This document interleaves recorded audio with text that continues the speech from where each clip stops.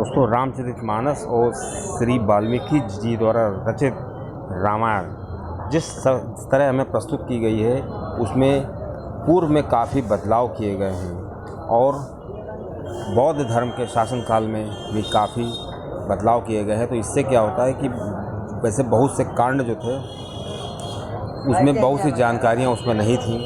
अब जैसे पहले 6 ही कांड हुआ करते थे, उसके बाद उसमें 7वां कांड जोड़ा गया उत्तरकांड के रूप में। उत्तरकांड के रूप में जब जोड़ा गया उत्तरकांड को, तो उससे क्या हुआ, श्री राम जी की महिमा को कम दर्शाया गया। इससे कि क्या होता है कि पूर्व में पता ही होगा कि आपको कि जब बौद्ध धर्म अपनी चरम सीमा पर था तो उस समय हिंदू धर्म को मानने वाले लोग का मनोबल गिराने के लिए, क्योंकि हिंदू धर्म किसको मानेगा, वो तो श्री राम जी को। जब श्री राम जी की महिमा कम हो जाएगी तो उसमें कुछ न कुछ बदलाव आएंगे, जिससे कि दूसरे धर्मों को, दूसरे उस समय के लेखकों को, कवियों को काफ़ी मसाला मिल गया था। दोस्तों, रामायण के बहुत से रहस्य हैं, आपको इस जानकारी वीडियो में थोड़ी बहुत दी जाएगी। आपको जानकारी अच्छी लगे तो वीडियो शेयर करिएगा। दोस्तों, एक रहस्य ये भी है कि लोग जानते हैं कि मंदोदरी जो है वो जो रावण की पत्नी थी, लेकिन मंदोदरी का श्री रावण को मारने में बहुत बड़ा हाथ था। ऐसा इसलिए कहा जाता है, लोग तो ये जानते हैं कि रावण को मारने में विभीषण का हाथ था। जब राम रावण का युद्ध हो रहा था तो जब श्री राम जी तीर चलाते थे तो उसका सर कट के दूसरा सिर लग जाता था और उसका तुरंत जो है फिर वो उसी रूप में आ जाता था। जब श्री राम जी हताश हो गए, जब श्री राम जी को लगा कि इसको मारना मुश्किल है, तो विभीषण ने बताया इसकी नाभि में अमृत कलश है, उसको सुखाना पड़ेगा। अब उसको सुखाने के लिए तीर चाहिए था।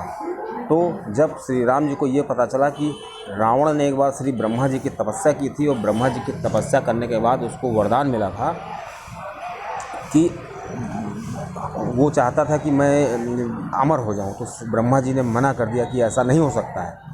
लेकिन ब्रह्मा जी ने उसको एक तीर दिया था, कहा था इसी तीर से तुम्हारी मृत्यु होगी और किसी चीज़ से तुम्हारी मृत्यु नहीं होगी।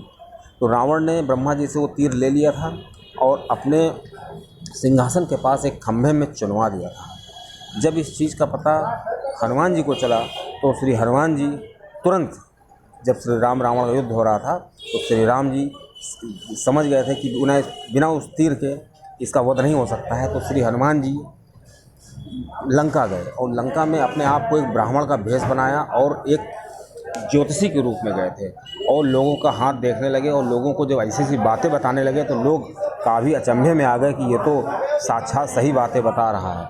इस प्रकार जो हनुमान जी थे ब्राह्मण के भेष में, उनका पता जब मंदोदरी को चला तो मंदोदरी जी ने भी सोचा कि अपना भविष्य देखते हैं, अपना भविष्य जानते हैं, और मंदोदरी जी ने उस ब्राह्मण को बुलाया। और जब श्री हनुमान जी ने उनको ऐसी सी बातें बता दी तो मंदोदरी सकते में पड़ गई। तब श्री हनुमान जी ने बड़ी चतुराई से कहा कि जो ये बाण है एक रावण के पास, वो भी यहीं कहीं रखा हुआ है आपके घर में, क्या आप उसका पता मुझे बता देंगी। पहले मंदोदरी ने बहुत आनाकानी की, लेकिन श्री हनुमान जी की वाचलता से श्री हनुमान जी ने इतने चतुराई से प्रश्न पूछे कि मंदोदरी को बताना पड़ा। मंदोदरी ने बताया कि वो बाण इसी सिंहासन के पास एक खंभे में जड़ा हुआ है। बस श्री हनुमान जी अपने रूप में आ गए और उस खंभे से वो तीर निकाला और श्री राम को दिया और श्री राम ने रावण का वध कर दिया। दोस्तों, ये भी एक रहस्य है। दोस्तों, रामायण पहले 6 कांड की हुआ करती थी और बौद्ध काल में क्या हुआ, इसमें उत्तरकांड जोड़ा गया और इसका उद्देश्य यही था कि हिंदू धर्म में जो राम की मान्यता है उसको कम किया जाए और इससे क्या होगा कि लोगों का मनोबल गिरेगा और लोग इस धर्म को कम मानेंगे। दोस्तों, रावण को श्राप भी लगा हुआ था। एक ये भी है कि रावण जो था वो उसको श्राप था कि अगर वो किसी महिला के साथ वो ज़बरदस्ती करता है तो उसका वध हो जाएगा। और दोस्तों, एक बार क्या हुआ था कि जब रंभा नाम की अप्सरा थी और रंभा नाम की अप्सरा से रावण ने ज़बरदस्ती करने की कोशिश की, तो रंभा ने कहा कि मैं तुम्हारे भाई कुबेर के पुत्र जो है उसके लिए आरक्षित हूँ और तुम मुझे छू नहीं सकते हो क्योंकि मैं तुम्हारे पुत्रवधू लगते हूँ। लेकिन रावण की नीयत नहीं मानी और उसने रंभा को नहीं छोड़ा। फिर रंभा ने रावण को श्राप दे दिया, कहा कि तुम्हारा वध हो जाएगा और तुम्हारे सर के 100 टुकड़े हो जाएंगे।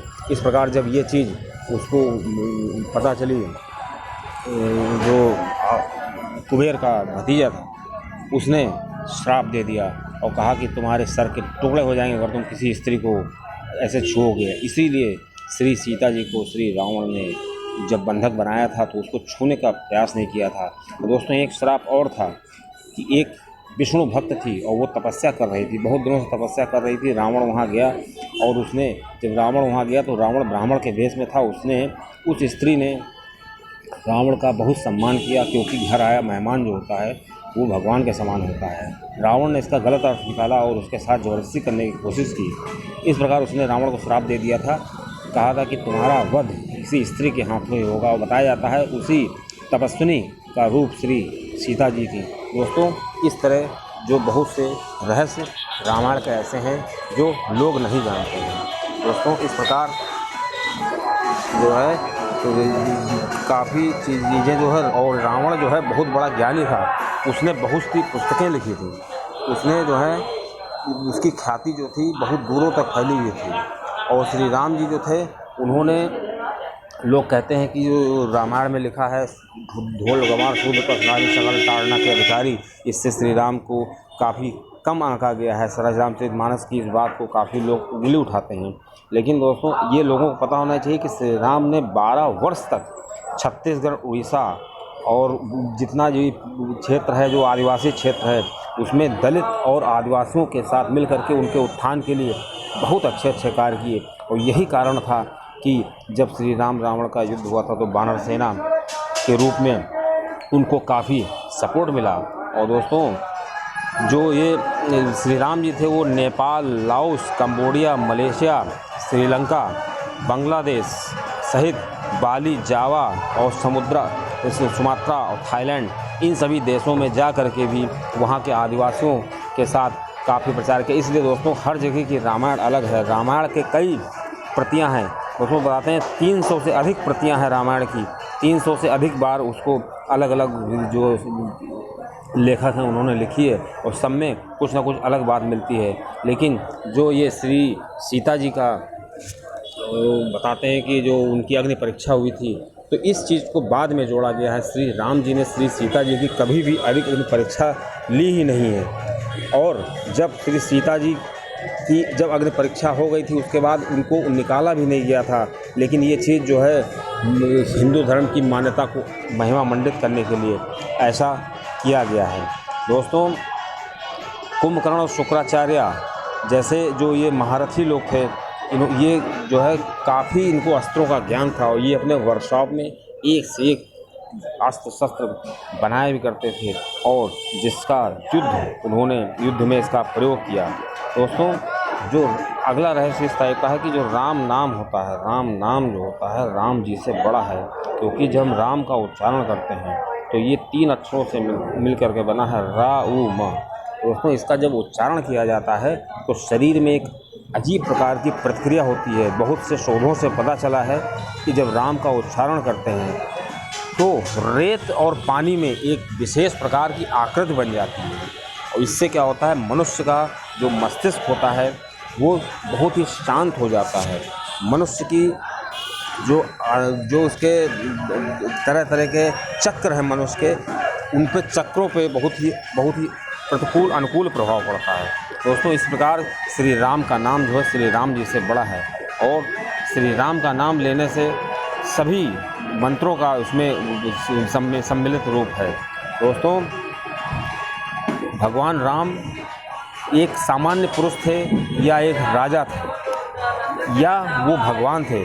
दोस्तों तो श्री राम जी जो है उनको भगवान की श्रेणी में इसलिए रखा जा सकता है कि उन्होंने रावण जैसे बहुत ही शक्तिशाली और उस समय के सबसे बड़े योद्धा का वध किया, जो सभी ग्रहों को और यहाँ तक कि देवताओं को कुछ नहीं समझता था। तो दोस्तों ऐसे व्यक्ति को मारना कोई एक आम आदमी की बात नहीं है। वो ऐसा काम तो कोई देवता ही कर सकता है।